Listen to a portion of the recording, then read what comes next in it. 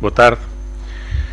O Conselho de Ministros aprovou uma proposta de lei que estabelece as bases do regime jurídico de revelação e do aproveitamento dos recursos geológicos no território nacional, e o Sr. Secretário de Estado da Energia, que está aqui comigo, fará de seguida a apresentação deste diploma hoje aprovado no Conselho e que seguirá para o Parlamento. O Conselho de Ministros aprovou também uma resolução visando promover um maior equilíbrio na representação de mulheres e homens nos órgãos de decisão das empresas e instituir também mecanismos de promoção da igualdade salarial. A Sra. Secretária de Estado dos Assuntos Parlamentares e da Igualdade fará de seguida a apresentação das decisões hoje tomadas nesta matéria pelo Conselho. O Conselho de Ministros aprovou também a transferência para a Caixa Geral de Apresentações da responsabilidade pelo pagamento dos complementos de pensão dos fundos de pensões dos estaleiros, dos trabalhadores dos estaleiros navais de Viana do Castelo e do Fundo de Pensões da Gestnave, Serviços Industriais S.A. Trata-se da conclusão da extinção destas entidades, transferindo as responsabilidades dos respectivos fundos de pensões, bem como, obviamente, os respectivos recursos, para a Caixa Geral de Apresentações, que ficará responsável pela gestão destas responsabilidades. O Conselho de Ministros autorizou também o Instituto da Segurança Social a realizar uma despesa com a aquisição de bens alimentares através de concurso público internacional no âmbito do Programa Operacional Fundo Europeu de Auxílio aos Carenciados. A despesa máxima autorizada é de 10 milhões de euros, que será suportada pelo Orçamento da Segurança Social por antecipação das verbas que virão posteriormente deste Fundo Europeu. O lançamento do concurso é para ser feito de imediato e será um concurso publicado no Jornal Oficial das Comunidades. O Conselho de Ministros aprovou também, para ratificação, o protocolo para a eliminação do comércio ilícito de produtos do tabaco, adotado em Seul no âmbito da Convenção Quadro da Organização Mundial de Saúde para o Controlo do Tabaco. Trata-se de um protocolo que visa proporcionar as ferramentas que permitam um aprofundamento da luta contra o comércio ilícito de tabaco, nomeadamente através do estabelecimento de mecanismos de cooperação administrativa, científica e jurídica entre os vários países, bem como a adoção de um regime de infrações apropriado no plano interno. O Conselho de Ministros aprovou também as regras a que deve obedecer a colocação no mercado de matérias fertilizantes, vulgo adubos, assegurando a execução de obrigações decorrentes de um regulamento da União Europeia sobre esta matéria. É um diploma que tem como objetivo disponibilizar um quadro legislativo com maior clareza jurídica e que permita uma mais correta colocação no mercado destas matérias, nomeadamente também com o adequado regime sancionatório para as infrações. Trata-se de um diploma essencialmente técnico relativo a este regulamento comunitário. O Conselho de Ministros aprovou também uma alteração à Lei Orgânica do Instituto de Conservação da Natureza e das Florestas, no respeitante à composição dos conselhos estratégicos das áreas protegidas. Trata-se de uma harmonização, condensando na orgânica do Instituto da Conservação da Natureza e das Florestas as regras relativas ao funcionamento destes conselhos estratégicos, que são o sucedâneo dos anteriores conselhos consultivos que existiam e existem, um em cada uma das áreas protegidas, mas com algumas diferenças de composição.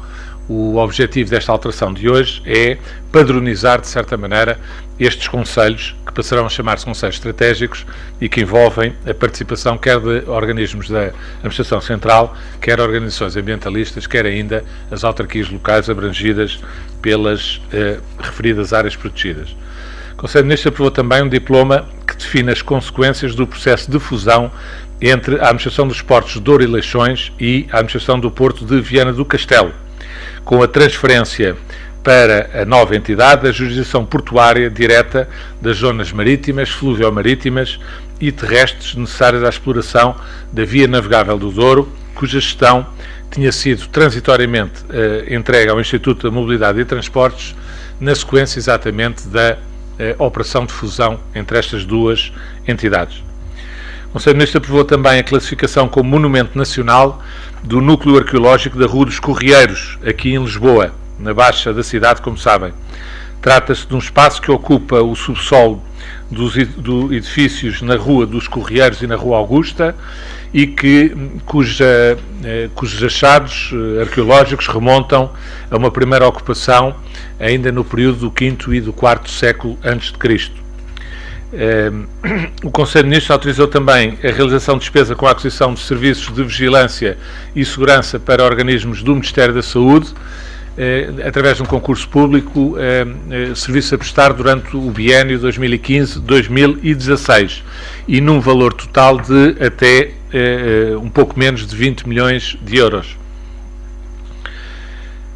Por último, referir-vos que o Conselho de Ministros aprovou também hoje a nomeação de 2 conselhos de administração, do Instituto Português de Oncologia de Lisboa, Francisco Gentil, com a recondução dos membros desse conselho, e também a nomeação do Conselho de Administração do Centro Hospitalar da Póvoa de Varzim, em que há a substituição do Presidente, que passará a ser o Dr. José Manuel Cardoso, bem como do Diretor Clínico, Joaquim Monteiro Silva, e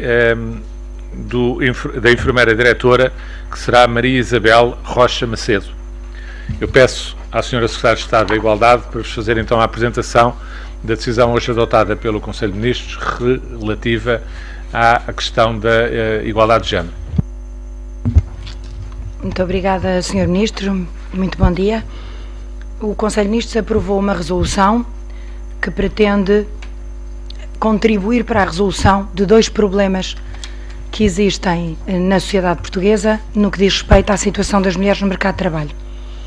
Os 2 assuntos são, respectivamente, a persistência de diferenças salariais entre homens e mulheres para o desempenho de idênticas funções e a baixa representação de mulheres nos conselhos de administração das empresas, em particular das empresas cotadas em bolsa e, muito em especial, nas maiores empresas que fazem parte do chamado PSI principal.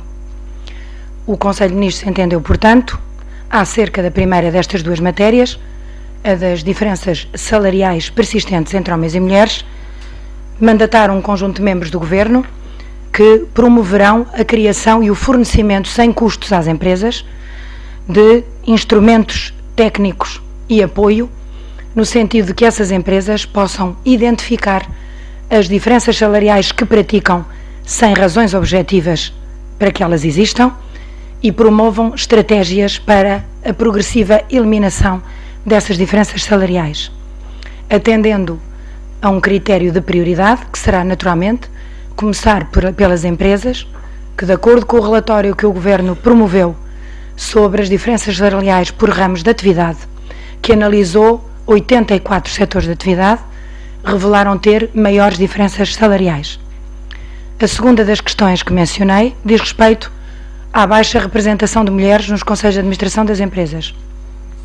De acordo com o levantamento que o Governo tem feito anualmente em monitorização de uma anterior resolução do Conselho de Ministros, o último levantamento promovido, cujos resultados foram divulgados em dezembro de 2014, aponta para a existência de 9,7% de mulheres entre os conselhos de administração das empresas cotadas que responderam ao inquérito que promovemos e atendendo aos números da Comissão Europeia, cujo universo analisado são as empresas do PSI principal, portanto as 17 maiores empresas portuguesas, a percentagem de mulheres nos conselhos de administração é de 9%. Apesar de se registar algum progresso em qualquer destes 2 indicadores, e neste caso, na presença de mulheres nos conselhos de administração, o progresso tem sido de 1% ao ano, o Governo considera que esse progresso é manifestamente insuficiente e, portanto, pretende promover medidas que acelerem este processo de equilíbrio na representação de homens e de mulheres nos conselhos de administração. Para isso, mandatou o Conselho de Ministros um conjunto de membros do Governo que terão, a partir da publicação da resolução, um prazo de 90 dias para encetarem negociações com as empresas cotadas em bolsa, com vista à promoção de um compromisso por parte dessas empresas, compromisso que deve pressupor, da sua parte, a vinculação a um objetivo de representação do sexo subrepresentado, neste caso das mulheres, de 30% até ao final do ano de 2018. É o mínimo. Muito obrigada. Eu peço ao Sr. Secretário de Energia para vos fazer a apresentação do diploma hoje aprovado relativo aos recursos geológicos. Muito obrigado, Sr. Ministro. Como sabem, o Governo tem estado a trabalhar ativamente na promoção do setor geológico e mineiro em Portugal, uma vez que foi feita uma avaliação e se considerou que este setor poderia concorrer de forma decisiva para o aumento do PIB, para a dinamização da economia, para o crescimento e para o emprego. Este setor tem estado tradicionalmente subaproveitado em Portugal e o Governo, desde o início da legislatura, tem vindo a encetar um conjunto de ações de dinamização do mesmo em prol da economia. Uma boa parte destas questões foram elencadas pela Resolução do Conselho de Ministros número 78/2012, de setembro, onde foi aprovada a Estratégia Nacional para os Recursos Geológicos. Nessa estratégia foi definido e foi identificado um conjunto relevante de ações a levar a cabo por parte de diferentes instituições e uma delas foi exatamente a revisão do enquadramento legislativo de base deste setor. Esta ideia levou a que o Governo tivesse feito no terreno várias consultas com os principais agentes económicos que operam neste setor, institutos, empresas mineiras, potenciais investidores, tendo sido feita uma consulta pública sobre as principais ideias relevantes a incluir na nova legislação. Foi também considerado necessário que o quadro legislativo normal, que datava dos anos 80, precisava de ser melhorado e adaptado, tão só porque as condições de funcionamento da economia, da tecnologia e até de matérias ambientais e sociais têm vindo a evoluir bastante desde essa data e por isso também era relevante alterar este enquadramento de base. Trata-se, portanto, de uma proposta de lei que será enviada para a Assembleia da República e que, como principais alterações ao atual regime, consagra designadamente um novo mecanismo de acesso aos recursos geológicos, designadamente através da inclusão de uma fase de avaliação prévia, onde os potenciais interessados podem incluir aqui uma fase de recolha de amostras, análise e tratamento de informação prévia ainda ao avançar para as condições de prospecção. Foram também instituídos melhorias e mecanismos de cooperação reforçada entre as diferentes entidades da administração pública que atuam sobre esta matéria, designadamente entidades com responsabilidades na gestão do território, e aqui saliento o papel dos municípios.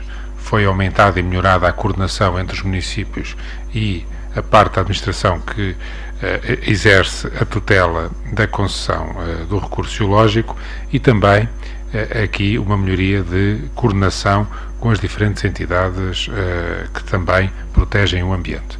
Como sabem, na estratégia é considerado muito relevante o envolvimento das populações e das comunidades locais onde se situam as minas para conseguir que a exploração mineira e o desenvolvimento económico dessa atividade tenha a aceitação dessas populações, não só pelos benefícios económicos e de emprego que trazem a essas localidades, porque os recursos geológicos estão distribuídos pelo país de forma que não coincide com o desenvolvimento económico e com o urbanismo normal do crescimento das nossas cidades e regiões, e por isso vem trazer uma dinâmica muito própria. É importante envolver as populações e, neste caso, os municípios são um dos instrumentos privilegiados para esse envolvimento que estava definido também na estratégia que foi aprovada. E, por outro lado, a salvaguarda da questão ambiental, para acabar de vez com a ideia de que o desenvolvimento do setor mineiro é o desenvolvimento de um setor que é inimigo do ambiente. Nós temos práticas reiteradas nos países mais avançados nesta área, onde se consegue compaginar de forma harmoniosa o desenvolvimento dos recursos mineiros e as melhores práticas de proteção do ambiente, designadamente outros países como o Canadá, de onde são oriundos a maior parte dos investidores no setor estrangeiros no setor mineiro em Portugal. Mas há outros exemplos muito pouco conhecidos da população em geral que podem, ao ser conhecidos, ajudar a perceber como se pode compatibilizar a exploração dos recursos mineiros e o bem-estar ambiental das populações. Eu referia, a título de curiosidade, que hoje aquilo que é o Marquês de Pombal e o Parque Eduardo VII era, aqui no início do século XX, uma pedreira. Portanto, essa pedreira foi hoje totalmente requalificada, reurbanizada. Temos um parque que é utilizado para benefício da população e foi possível fazê-lo sem haver prejuízos ambientais. Isso é um exemplo de algo que correu positivamente. Há exemplos de aspectos que correram negativamente. O que nós queremos com esta lei é garantir cada vez mais que os aspectos muito relevantes para a área do ambiente e da conservação da natureza e defesa do interesse público conexo à exploração mineira é salvaguardado. Por isso, implementamos também a prática do melhor planeamento setorial e do melhor conhecimento do recurso, o que vem a prazo também dar maior salvaguarda do interesse do investidor, uma vez que nós, com este regime que agora adotamos, em linha com a estratégia que eu referi, nós conseguimos dar uma maior previsibilidade ao investidor das decisões subsequentes da administração pública relacionadas com aquele território, a partir do momento em que ele começa efetivamente a investir, o que é, obviamente, positivo em termos de levantamento de financiamento para este setor. Por último, foram consideradas um conjunto de alterações que têm em vista compatibilizar todo o trabalho que tem vindo a ser desenvolvido pelo Governo naquilo que concerne à área do mar e ao ordenamento do espaço marítimo, que é uma área muito importante e prioritária para a ação deste Governo, e dá-se a circunstância de uma parte potencial dos recursos marítimos, recursos geológicos que nós queremos vir a desenvolver no futuro, poderem estar situados exatamente no espaço marítimo, e por isso é preciso acautelar os direitos e os interesses nacionais nessa matéria. Muito obrigado. Ficamos à vossa disposição.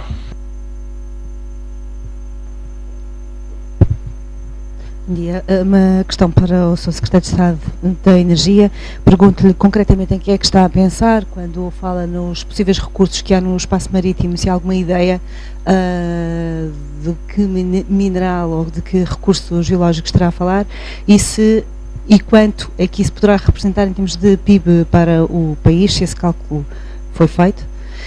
E ainda uma outra questão para o Ministro Marcos Guedes, se o assunto das dívidas à Segurança Social e ao Fisco do Primeiro-Ministro foi debatido no Conselho de Ministros, sendo que é uma questão que pode fragilizar a ação governativa do Governo, e se deve ou não o Primeiro-Ministro pedir desculpa sobre aquilo que se está a passar, e ainda se serão respondidas as perguntas da oposição que foram dirigidas diretamente para o Primeiro-Ministro. Obrigada. Respondeu primeiro, porque é mais fácil a resposta. Como sabe, o Conselho de Ministros trata de assuntos de governação, não trata de assuntos do foro pessoal dos membros do Governo. As questões que têm que ver com o foro pessoal do Primeiro-Ministro serão respondidas diretamente pelo próprio Sr. Primeiro-Ministro, como de resto já o anunciou publicamente que iria fazer. Muito obrigado, Sr. Ministro. Tratam-se essencialmente de tecnologias que estão neste momento a ser desenvolvidas enquanto tecnologias de pontas.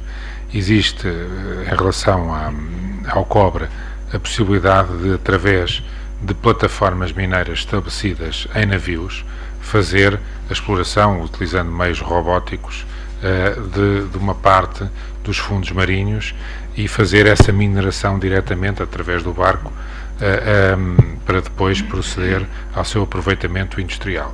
Existem também interesse, mas ainda não manifestado formalmente à administração portuguesa, mas nós sabemos que existem noutras geografias a possibilidade de terras raras e de outros materiais de outros minérios serem também explorados. É uma matéria que está a ser objeto de evoluções constantes, uma vez que, mais importante aqui do que sabermos quais são os minérios em causa, é sabermos como é que evolui a tecnologia, designadamente a tecnologia subaquática, para conseguirmos tirar aproveitamento dos mesmos. Mas é uma área onde tem havido, designadamente naquela que eu referi, já manifestações de interesse ao Governo português e à Direção-Geral de Energia e Geologia.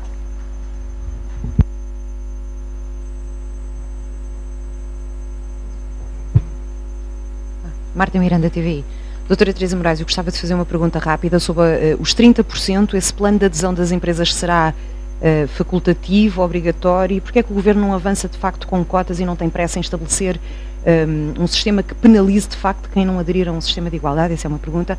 Doutor Marcos Guedes, acho que sem querer saber se esteve em cima da mesa ou não a avaliação e o impacto que podem ter as notícias dos últimos dias em torno da relação do Primeiro-Ministro com a Segurança Social. Ninguém está a perguntar se esteve em cima da mesa.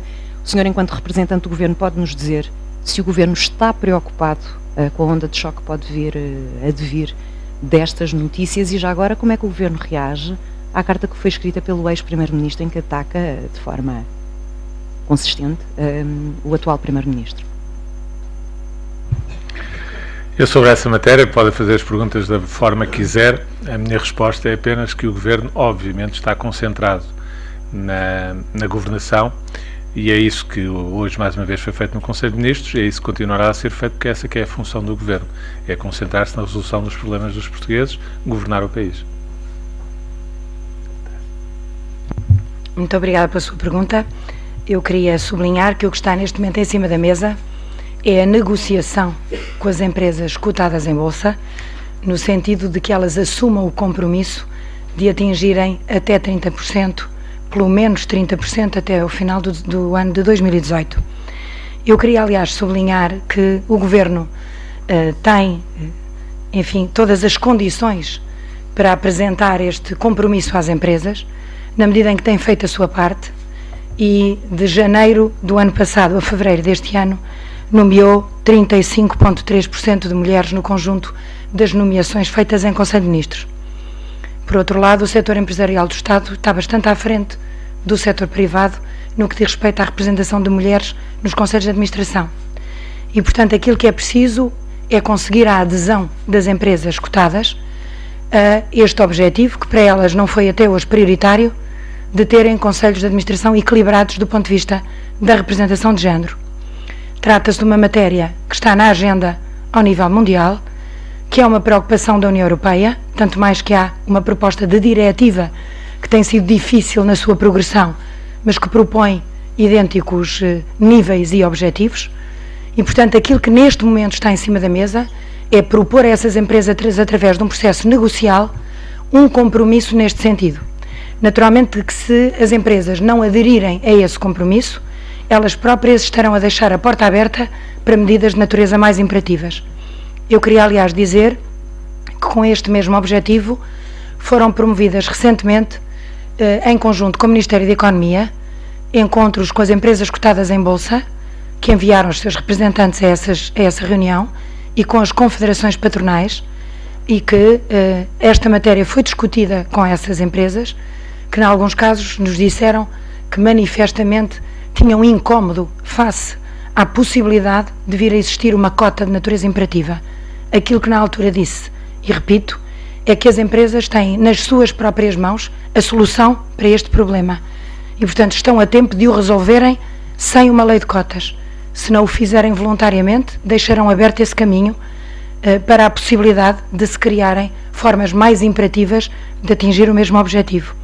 Queria também dizer que o Governo envolveu neste debate o Sr. Governador do Banco de Portugal e o Presidente da CMVM, na medida em que, tratando-se de entidades reguladoras que têm sobre os universos de empresas que regulam capacidade de intervenção e de recomendação, na medida em que podem não só sensibilizar, mas mais do que isso, criar normas de boa governação das empresas, condicionar a forma como as empresas atuam a este respeito, na forma como constituem os seus conselhos de administração. Tivemos, quer da parte do Governador do Banco de Portugal, quer da parte do Presidente da CMVM, abertura para uma intervenção das entidades reguladoras a este nível, até porque neste momento já existe lei habilitante para isso. A nova lei que regula o setor financeiro dá essa abertura, na medida em que impõe às empresas do setor a fixação de objetivos de representação de homens e de mulheres nos conselhos de administração e exige às empresas que formulem estratégias para atingir esses objetivos. Portanto, têm sido dados passos nos últimos tempos, cada vez mais, diria eu, afirmativos e assertivos, no sentido de que as empresas despertem para a necessidade de promoverem este equilíbrio entre homens e mulheres, que, aliás, é também uma questão de justiça com as maiores qualificações das mulheres. As mulheres são hoje a maioria da população licenciada em Portugal, a maioria dos doutorados, e a representação que têm nos mecanismos de decisão económica ao mais alto nível não faz justiça às suas qualificações.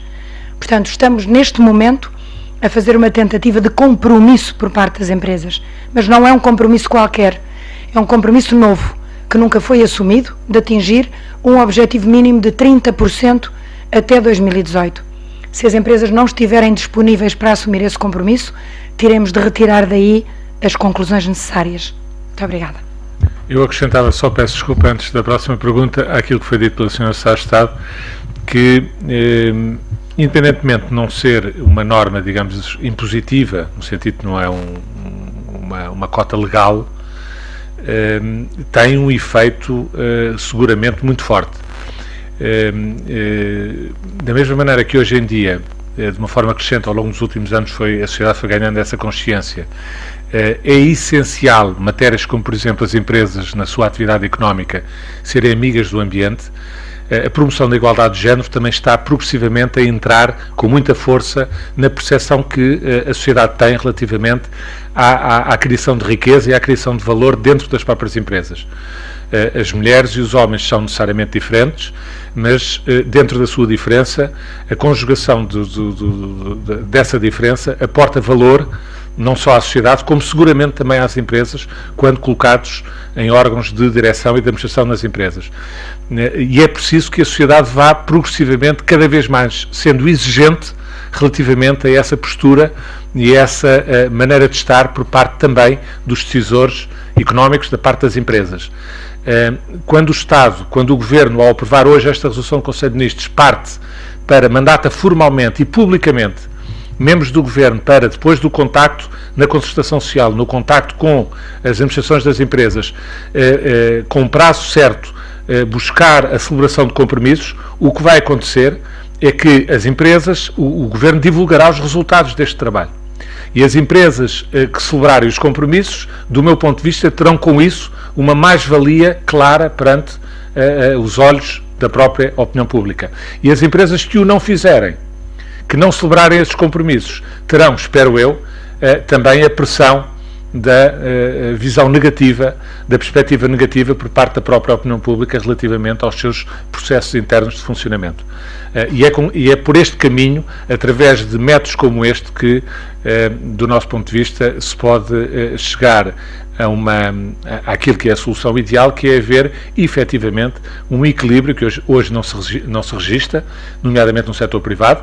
No setor público, como foi referido, ainda se está longe de um equilíbrio total, mas está-se também muito longe daquilo que é a realidade que se assiste no setor privado, porque os passos têm sido dados com bastante significado nos últimos tempos, mas é preciso que isso se generalize, porque é um problema da própria mais-valia e da criação de riqueza em que todo o país terá a beneficiar com esta diversidade e equilíbrio entre géneros também nos órgãos de administração das próprias empresas. Inês Lima, da Agência Lusa. Eu queria então só esclarecer que se o Governo parte para este processo negocial disposto a eventualmente rever o objetivo dos 30% até final de 2018 para conseguir um compromisso mais alargado, ou esse objetivo não é negociável? Queria também que o Governo esclarecesse qual é o mecanismo em concreto, como é que vai funcionar o mecanismo de análise das diferenças salariais, em que é que isso vai consistir, e ainda em relação aos 30%, se há um prazo para estar concluído o processo negocial. Eu posso primeiro responder uma parte e depois pedir à Sra. Secretária de Estado, nomeadamente relativo à questão do mecanismo, para detalhar um pouco melhor. Quanto à questão dos 30%, o Governo impõe-se assim, a resolução impõe aos membros do Governo que estão mandatados para o efeito um prazo de 90 dias para a negociação desses compromissos.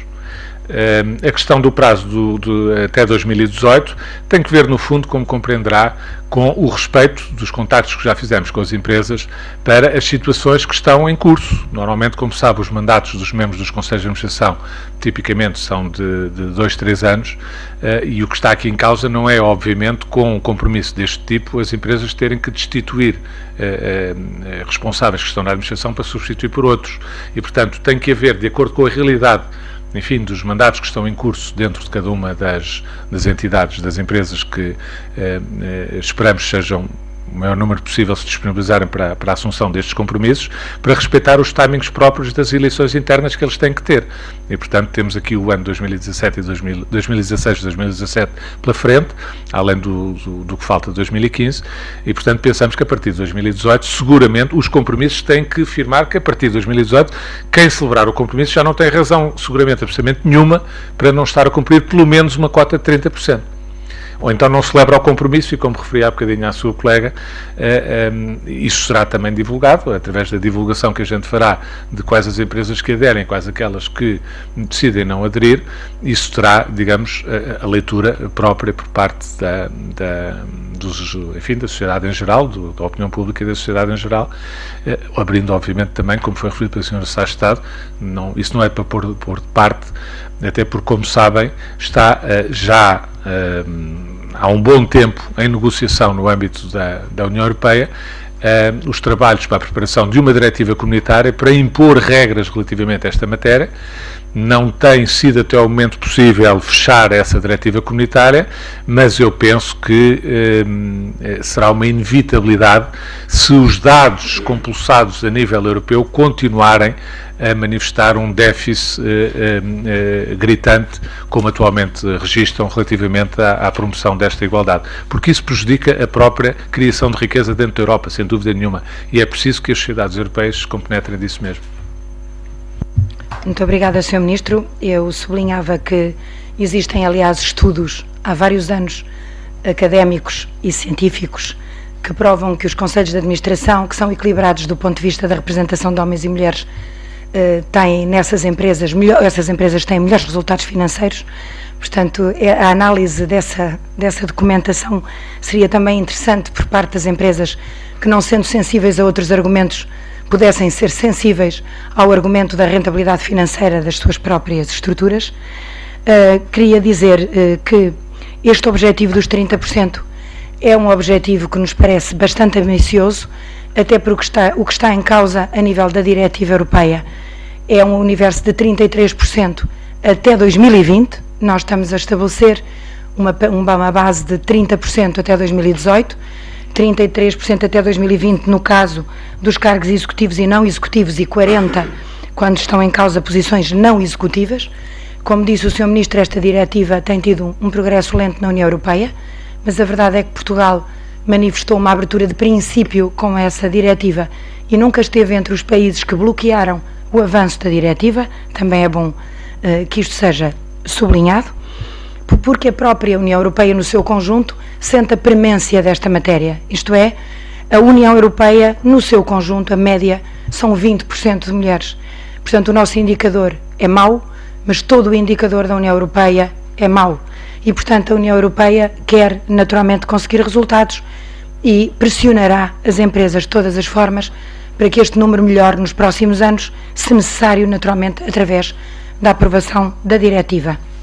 Quanto à questão colocada sobre um mecanismo para identificação e ultrapassagem das diferenças salariais, aquilo que está em causa é a utilização, desde logo, de uma ferramenta, de um instrumento produzido pela Comissão para a Igualdade no Trabalho e no Emprego, que é uma espécie de calculadora que as empresas podem utilizar para o diagnóstico das suas diferenças salariais, acompanhado de um apoio técnico por parte do Governo. Isto é, o Governo o que pretende é que as empresas que têm maiores diferenças salariais, e esses setores de atividade foram identificados no tal relatório sobre diferenças salariais por ramos de atividade de que falei, elaborado o ano passado, e, portanto, começando por esses setores com maiores diferenças, o que o Governo pretende é que essas empresas assumam o compromisso de fazer a análise das diferenças salariais com o apoio técnico do Governo e que estabeleçam estratégias para a eliminação dessas diferenças salariais. Porque, na verdade, o que se passa relativamente a essas diferenças é que, embora Portugal não tenha um valor de diferenças salariais superior à média da União Europeia, pelo contrário, a média da União Europeia foi em 2013 de 16,4%. As diferenças salariais em Portugal, de acordo com o mesmo critério da União Europeia, que atende à remuneração horária, foi de 13%. Portanto, é também um problema generalizado aos países da União Europeia e com particular incidência em alguns países do norte da Europa que costumam ser referência em matéria de igualdade. A verdade é que são ainda assim diferenças salariais muito elevadas e, portanto, nós pretendemos apurar as formas de as eliminar através deste mecanismo que utilizaremos com as empresas para a eliminação dessas diferenças. Naturalmente que isto pressupõe, por parte das empresas, que elas facultem essa disponibilidade para um compromisso para a eliminação das diferenças salariais e, por parte do Governo, o fornecimento de apoios técnicos para a identificação destas diferenças e para a sua eliminação. Muito obrigada. Vana Provença, da Lusa. A primeira pergunta, tenho duas questões. A primeira para o Secretário de Estado da Tutindade é porque eu só gostava de esclarecer quando referiu sobre este novo regime, falou do novo mecanismo de acesso aos recursos filológicos. Eu, se bem percebi, falou da recolha das amostras antes da prospecção. Eu gostava só que me esclarecesse um bocadinho melhor isso antes não era possível e agora vai passar a ser, E depois, em relação a esta questão da segurança social, no âmbito deste programa Fundo Europeu de Auxílio, portanto, isto são os primeiros 10 milhões deste ano, imagino que seja isso. E depois também aqui no final diz que foi decidido implementar este ano a operação Aquisição de Produtos Alimentares por entidades públicas previstas neste programa operacional. Gostava só que me esclarecessem um bocadinho que programa era este. Eu posso responder rapidamente e depois pedir ao Dr. oportunidade para esta última questão, depois pedir para responder à outra. Como sabe, existe um Fundo Europeu de Apoio aos Carenciados. E no programa europeu, no 2014-2020, esse fundo também está ativado. Acontece, como sabe, como habitualmente na Europa, até por causa da mudança da Comissão no ano passado, no final do ano passado, há algum atraso na disponibilização desses meios. Esta resolução do Conselho de Ministros é para permitir que o Instituto de Segurança Social avance desde já com o concurso, com verbas do próprio orçamento da Segurança Social portuguesa, para não ficar à espera da ativação do fundo, sendo certo que, obviamente, o fundo depois não deixará de ressarcir o Instituto Português da Segurança Social do concurso e das despesas que tiver com a aquisição destas refeições desde já. E, portanto, o concurso é só para 2015 por causa disso, porque pensamos que a partir de 2016 já estará seguramente, enfim, ao longo do ano 2015, o Fundo Europeu estará totalmente operacional e, a partir daí, Portugal começará e todos os procedimentos serão feitos dentro do próprio fundo. Esta resolução do Conselho de Ministros é para permitir que não esperemos pela ativação disso e a própria Segurança Social se substitua nesta fase inicial, o Instituto da Segurança Social, na despesa com a aquisição destes bens alimentares para disponibilização às entidades. Como sabe, por exemplo, posso dar um exemplo, o próprio Banco contra a Fome recebe este tipo de apoios para depois distribuir pelos mais carenciados, para além de um conjunto de outros programas na área social, com as entidades da área social, que obviamente não deixam de ser apoiadas. Este fundo existe a nível europeu, para além dos programas nacionais, exatamente para apoiar tudo isso.